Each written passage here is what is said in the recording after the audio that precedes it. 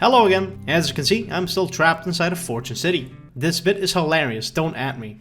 I've committed and now I'm going to either keep committing to the bit or commit. So, laugh. Now! We just covered Dead Rising 2 if you're watching the compilation 6 months from now. And if you're seeing this on release, then we just covered Dead Rising 2 about a year ago. Man, has it really been that long? Anyways, it's time to talk off the record. Hot off the heels of Dead Rising 2, Capcom couldn't get enough of the game. 2 DLCs came out for it, one of them called Case Zero that was a prequel to the game, and one of them called Case West. This one let players take control of Frank West, since he wasn't a part of the original Dead Rising 2.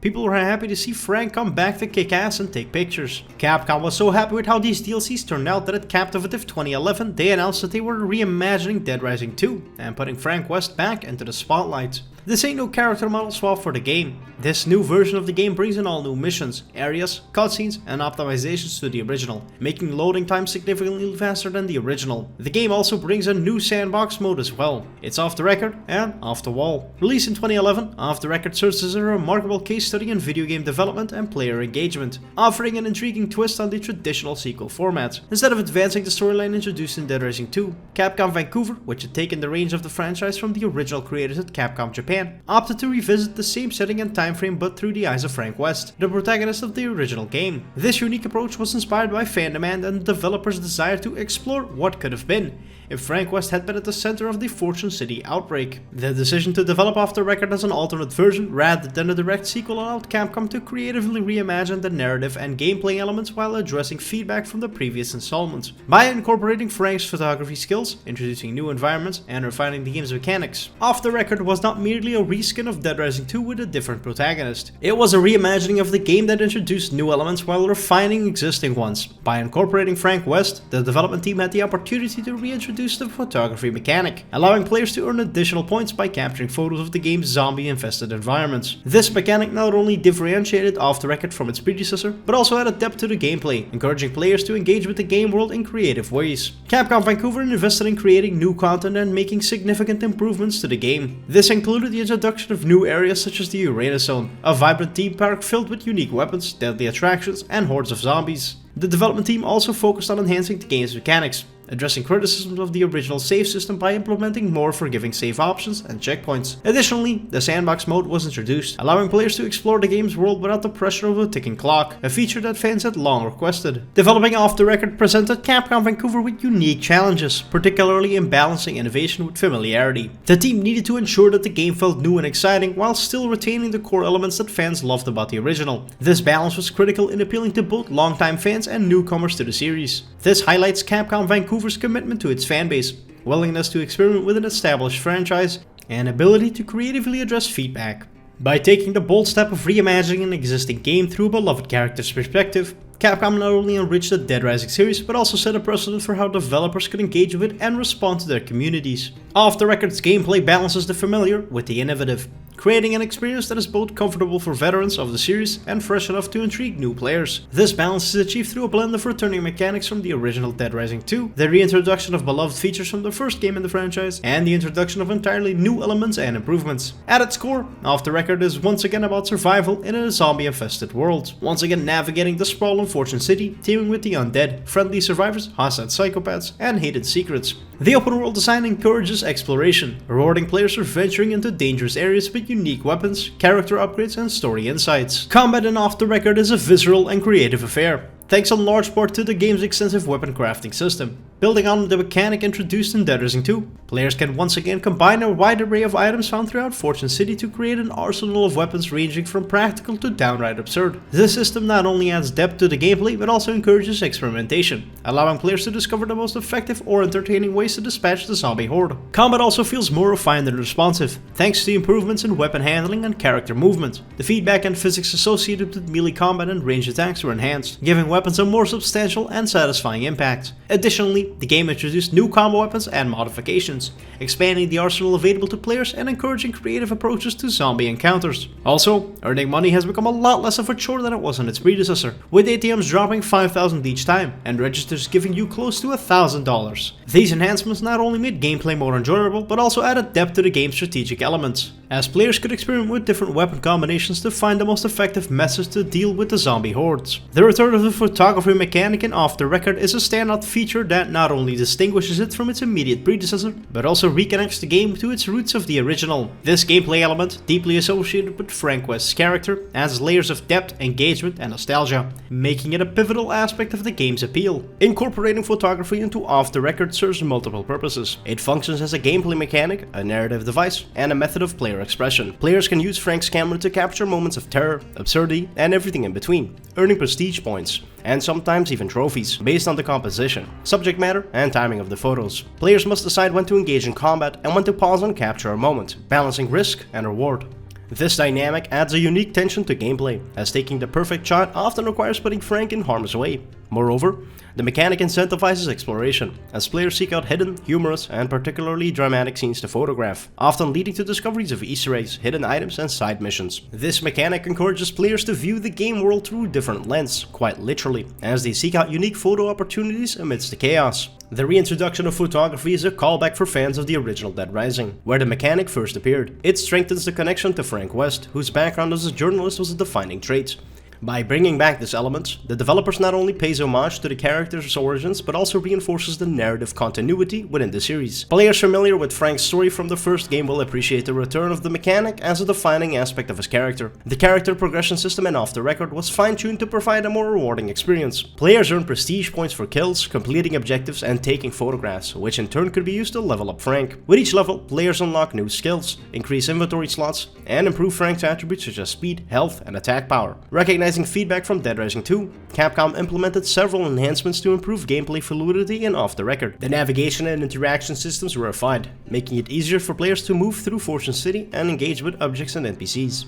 These improvements extended to the combat system as well, with tweaks to weapon handling and movement allowing for smoother and more responsive action. These refinements helped mitigate some of the frustration points from the previous game, making Off the Record a more accessible and enjoyable experience for players of all skill levels. Another notable addition is the Uranus Zone, a vibrant and colorful theme park filled with unique attractions, deadly rides, and of course, hordes of zombies. This area stands out due to its distinct aesthetic, which contrasts sharply with the rest of Fortune City's urban sprawl and casino-dominated landscapes. The Arena Zone offers players a fresh setting for exploration and combat, packed with new weapons, costumes, and hidden items to discover. And perhaps the most significant innovation in Off the Record is the introduction of the Sandbox mode, a game mode that removes the game's time constraints and allows players to explore Fortune City without the pressure of the main narrative's ticking clock. This mode provides a playground for experimentation and chaos, enabling players to fully engage with the game's mechanics, discover hidden secrets, and compete in challenges. Sandbox mode was a direct response to player feedback, desiring a more free-form experience, illustrating Capcom's commitment to evolving the game based on community input. The Sandbox mode represents a significant departure from the traditional Dead Rising formula by removing the time constraints that defined previous entries in the series. This mode allows players to explore Fortune City at their own pace, engaging in various activities, completing challenges, and experimenting with the game's mechanics without the pressure of the ticking clock. Sandbox mode caters more to players who wish to immerse themselves in the game world more freely, offering a playground for creativity and destruction. Within Sandbox mode, players can engage in a wide array of challenges that test their combat skills, creativity, and ability to use the environment to their advantage. These challenges add structured gameplay goals within the sandbox, offering rewards and encouraging players to explore different aspects of the game's mechanics.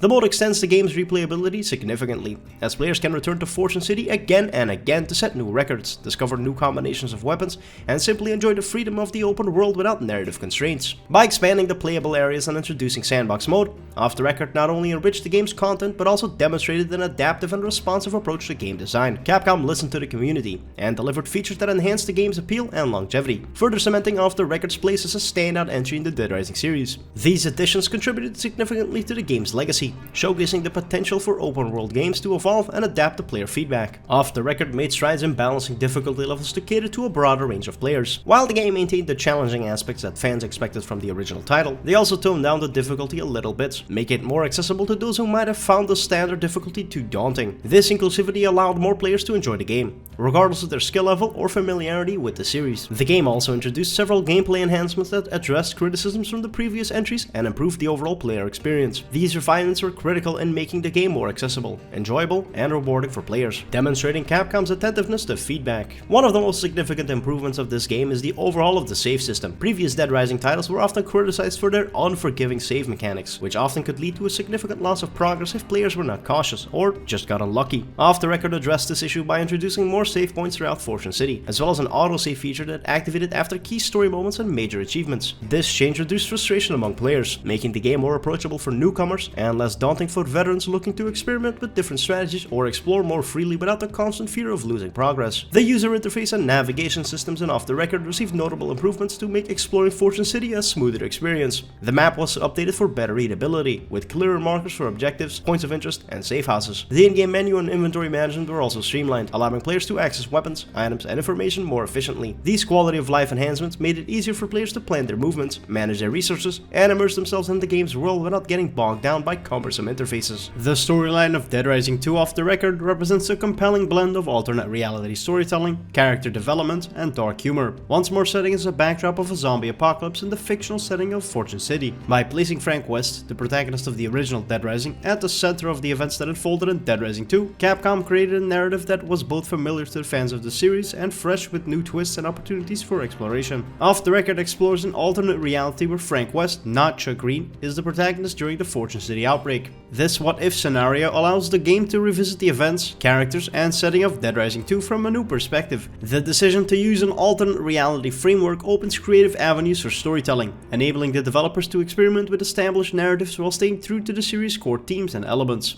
Frank's return to the spotlight is not just a nostalgic nod to fans, it's a crucial narrative pivot that shapes the game's storyline. Following the events of the first Dead Rising, Frank West has fallen from grace. Once celebrated as a heroic photojournalist, he now seeks redemption and return to fame. The Fortune City outbreak presents him with a chance to reclaim his reputation by uncovering and exposing the truth behind the zombie epidemic. This personal motivation adds depth to Frank's character, making his journey not just a fight for survival, but a quest for personal redemption and a career resurgence. The storyline in Off the Record delves into themes of conspiracy, exploitation, and the human condition in the face of catastrophe, so just like the base game actually. As Frank uncovers the layers of deceit surrounding the outbreak, the narrative critiques the media, corporate greed, and the exploitation of tragedy for entertainment and profit. Off the Record's story starts us off with a short "Where are they now?" on Frank West. After escaping from the zombie-infested town of Willamette and breaking the story of what truly happened, Frank's career made a resurgence, but after all the hype died down, it fell back off again. That is until he sees an ad on TV for the terrorist reality zombie show being organized in Fortune City, causing Frank to sign up for it. Just like in the original version, Off the Record begins with us partaking in a bloody round of the game show. In this one, we're stuck in a ring and we must kill zombies in order to rack up points. And after collecting a swift 30 grand, we're taunted by a pair of white women. While on our way to the elevator, we notice some suspicious dealings between TK and Brandon, an optional psychopath from the original, who's now been reworked into a mandatory boss fight. After taking as many photos of the duo as humanly possible, we're accosted by a group of TK's goons. Frank might be well into his 40s at this point, but that won't stop him from absolutely wiping the floor with these guys. So after giving them each a minor severe concussion, we hop into the elevator for a cutscene that's all too familiar. This section is extremely similar to its predecessor, with the only real difference being that you can now take pictures of the ongoing carnage for some early PP. After we make it to the safe house, we're sussed out by Sullivan, who recognizes us from TV. And we don't waste much time before heading over to a nearby pharmacy in order to get our hands on some Zombrex. After dealing with the looters inside, we get the Zombrex before leading Denise back to the safe house. Another handy quality of life change is that because Frank doesn't have a daughter, he can administer his Zombrex anywhere he damn pleases. I didn't notice, however, so I spent about 15 minutes standing here idle. While grabbing a cup of coffee, we watch a news broadcast hosted by Rebecca Chang, in which they show footage of Brandon, a Cure member, using the bomb that TK gave him to release the zombies that he uses for his game show, thus starting the outbreak. Stacy is of course a Cure member herself, and thus Frank is suspicious of her, but she says that Cure is being set up by a third party, so Frank heads over to the Fortune City Hotel in order to find Rebecca. While on our way, we get access to the maintenance rooms and the combo weapons. After creating our first spiked bat, I get distracted by the best get-rich-quick scheme this game has to offer. After doubling my money, I waste about half of it getting Bill to join my party. I however refuse to be poor, so go right back to farming money, and this greed actually turns out to be a pretty good choice in the end. You'll see why. After rescuing another pair of survivors, I go to the hotel to find Rebecca, who leads us through the unfinished mall and to the security room. After we get there with plenty of time to spare, we make our way back to the safe house to get Rebecca acquainted with the rest of the crew. Sullivan tells us that we're allowed to do our investigation to try and prove Stacy and Cure are innocent, until the military arrives. Now, we get a pretty lengthy amount of time to mess about and do some of the available side quests to make Frank more resilient against the zombie hordes. I use this time to rescue a drunk lady, restore power to the Yucatan casino, and rescue a trio of survivors. While doing so, I also defeat Ted, a bald guy that tried to feed us to his pet tiger Snowflake. After defeating him him, we're also able to find nearby stakes to heal the tiger up to full health, which makes her a companion to us. Very cool. What's not cool is that I completely forgot that she'd be treated just as any other friendly survivor, and thus I lose her about 15 minutes later. Afterwards, I go fight a man on a motorcycle, but it's not Leon this time. No, it's revealed to be none other than Chuck Greene, who's gone a little crazy after failing to obtain one of the ever-elusive Zombrex doses for his daughter. Difficulty-wise, it's exactly the same as the Leon fight, so just as annoying. I then go rescue a pair of comedians and this quartet of nerds. Afterwards, I give this guy 3 grand for his painting and swiftly turn it into a zombie's accessory. Then, we see Brandon drag some girl into one of the bathrooms, so we go over there to question him about what TK put him up to. There is one slight alteration to this fight. Brandon now kicks zombies out of the toilet stalls for you to deal with. After defeating him, Stacy tells us that there's something sketchy going down in Fortune City's maintenance tunnels. After spending a decent amount of time racking up kills with the Slicycle, I headed to the tunnels to see what's up. Once down there, we see a bunch of TK's goons loading some heavy duty equipment onto a train. We catch a ride and shoot our way through the mercs before having a standoff with TK himself. It's way too early to have a fight with him though, so he just detaches the train. Afterwards, I go save a paramedic, who gives us a dose of Zombex for our reward, which I instantly use on Jared in order to stop him from turning. I spend my time waiting for the next case doing the only thing I can think of, and after crossing $400,000, I go to fight Chef Antoine, and after removing him from this plane of existence, I rescue the people he was planning to use for his next soup. Next, it's time for the Randy boss fight, which I once again shamelessly cheese my way through. After dealing with him, I get this dead metal band to tag along with us to the safe house. After delivering them, I go to pick up a scantily clad woman as well as a self-proclaimed pro gamer. Frank scolds him for being too obsessed with the virtual world. He's proven correct as Eric is the first and only survivor that dies, on account of him being completely incapable of fending for himself. After putting some clothes on, we head back to the security room where we saw TK being up to no good again. Turns out he's using his own zombie apocalypse to rob all the casinos in Fortune City in a get-rich-quick scheme. However, I think there should only be one rich person in the city, so I go around killing all of his mercs and destroying all of his equipment. I then go to fight the most annoying boss in the game, save a few more survivors, and spend a long time driving around on the Slicycle to pass the time. Case 5-1 is where we see another diversion from the original story. We head over to the barbecue steakhouse to link up with Rebecca in order to meet her source, but instead it's revealed that TK has kidnapped her and is holding a ransom for the small sum of $1 million, which, as you can see, I don't have. So I've got a good amount of farming to do. I then proceed to empty out the entire Slot Ranch casino, spending about 30 minutes breaking every single slot machine I can find. After playing some more obligatory Cash Me If You Can, I beat up a mailman in order to steal more Zombrex. Then I save some rednecks from a fire of their own making before going to fight a crazed security guard with them. After dealing with the other rednecks along the ship's rooftops, I help Woodrow make a withdrawal from some of the ATMs. He then gives us a meager 5 grand for our services. Should've just let the zombies eat him. After donating some Zombrex to Jared, I go farm even more kills with the Slicycle, before finally running back to the nightclub to begrudgingly hand over $1 million. After doing so, we get surprise attacked by Amber and Crystal. This time I came prepared, however, and Crystal goes down rather fast after depositing some 12 gauge into her forehead. Afterwards, we go and complete another actually unique quest, in which you meet a clown named Evan, who turns out to be related to Adam, the clown boss from the first game. Evan is actually a pretty cool boss fight, with him walking around on stilts making it so that he can't be hit by Frank with certain weapons. He also wields the power of ice, which can both slow Frank down as well as make him slip around on the boss fight area. Afterwards, I go do the BB quest, which is long and still boring, but it rewards you with like a 150,000 PP upon completion, so it's well worth the suffering. Upon discovering that TK is trying to hightail it out of the city, we make our way to the top of the hotel in order to have a one-on-one with his chopper. Best part of this fight is that I get my $1 million back. Shame they didn't bother making a cutscene where the money doesn't get blown up though. Okay, collect a blind lady, a golf club, and a very specific plant before having a showdown with the showmen. Oh, if you can't tell by now, a majority of the side quests in this game are virtually the same as the original, just with a changed location. So it just feels like I'm rehashing my previous scripts.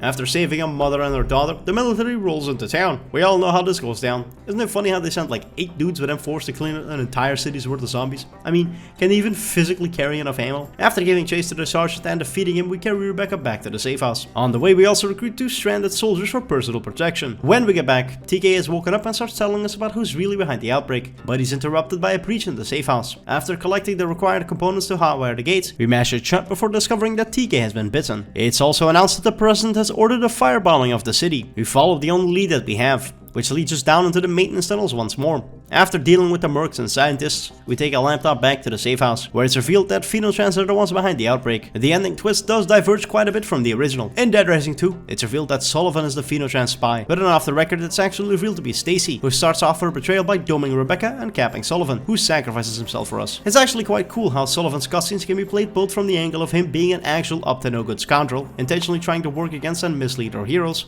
and from the angle of someone who is weary of not causing unnecessary panic amidst the other survivors. After making our way out to the street, we notice Phenotrans drop a whole bunch of Queen Harvesters so that they can keep cranking out their zombies in order to keep up with demand due to the new Fortune City outbreak. Once we destroy them, we chase after Stacy, who's sporting an entirely new outfit and hairstyle now. She does her generic villain speech and then we fight a giant crab robot thing. What a massive tone shift from the rest of the game. The boss fight has 3 phases, with each one having a few different attack moves in order to keep the player on their toes. After defeating her, she gets crushed by the monster of her own making, and Frank calls Channel 6 Action News in order to call in a rescue. The final cutscene sees us getting ambushed by a zombified DK again because I once again forgot to deliver him a Zombrex, which results in ending B. Anyone else notice my endings have been getting worse with each subsequent entry in the series? At this rate, my Dead Rising 4 review will be 4 hours of me just trying to beat the tutorial. The alternate reality storyline in Off the Record had a significant impact on the reception of the game. Fans appreciated the fresh take on the familiar setting and events, while newcomers enjoyed the engaging plot and character dynamics without needing extensive knowledge of the previous games. The narrative's blend of action, drama, and dark humor combined with Frank's West's charismatic presence made Off the Record a memorable entry in the series. The storyline of Dead Rising 2 Off the Record leverages the strength of its alternate reality premise to offer players a narrative that is engaging, thought-provoking, and rich with character development. By focusing on Frank's West's quest for redemption set against the backdrop of a society in crisis, the game delivers a storyline that is both entertaining and reflective, enhancing the overall impact of the Dead Rising franchise. The game stands as a testament to the potential for innovation within established franchises. By adopting an alternate reality approach, Capcom explored new narrative possibilities without detracting from the established lore of the series. The introduction of sandbox mode and gameplay enhancement demonstrated a willingness to evolve the series formula, offering players new ways to experience the zombie-infested world of Fortune City. In conclusion, Dead Rising 2 Off the Record represents a pivotal moment in the series. Its development and release illustrated the positive outcomes of listening to and engaging with the game's community,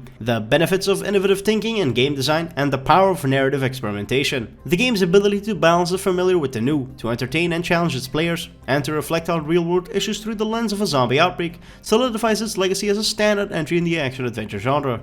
Dead Rising 2 Off the Record stands as a notable example of how a video game can transcend its original blueprint to offer something both familiar and refreshingly innovative. By revisiting the world of Dead Rising 2 through the eyes of Frank West, Capcom not only paid homage to the series' roots, but also pushed the boundaries of what could be expected from a sequel. This retrospective has explored the game's development, gameplay mechanics, storyline, and the impact it had on the gaming community and industry, revealing the layers of complexity and creativity that define Off the Record. From the game's inception, Capcom set out to engage with and respond to the Dead Rising community. By incorporating elements that fans longed for, such as the return of Frank West and the introduction of a sandbox mode, the developers demonstrated a commitment to player feedback that has become a model for the industry, or it used to be at least. This approach not only enriched the game's content but also strengthened the bond between creators and players, underscoring the importance of community engagement in game development. The gameplay in Off the Record represents a careful balancing act between innovation and tradition. The return of photography, new environments like the Uranus Zone, enhanced mechanics, and the sandbox mode all contribute to a gameplay experience that is both nostalgic and novel. These elements combine to offer players a unique way to interact with the world of Fortune City, whether through the lens of a camera, the thrill of exploration, or the satisfaction of crafting the perfect weapon to combat a zombie horde.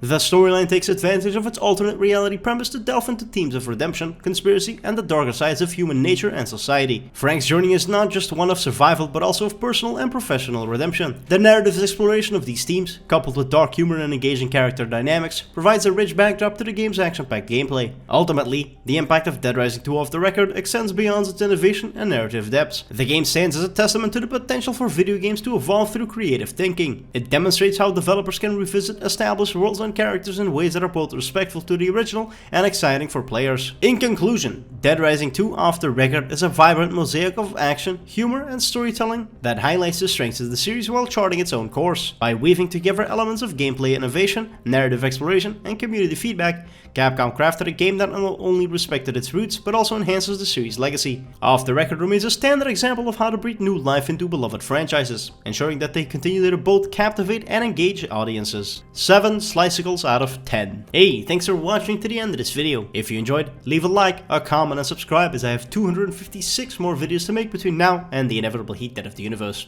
Also, if you can't tell, I've got the nastiest fucking cold on the planet right now. Anyway, follow me on Twitter, Twitch, and join the Discord. I've been Datavus, and I'm off to Hell for a different zombie apocalypse.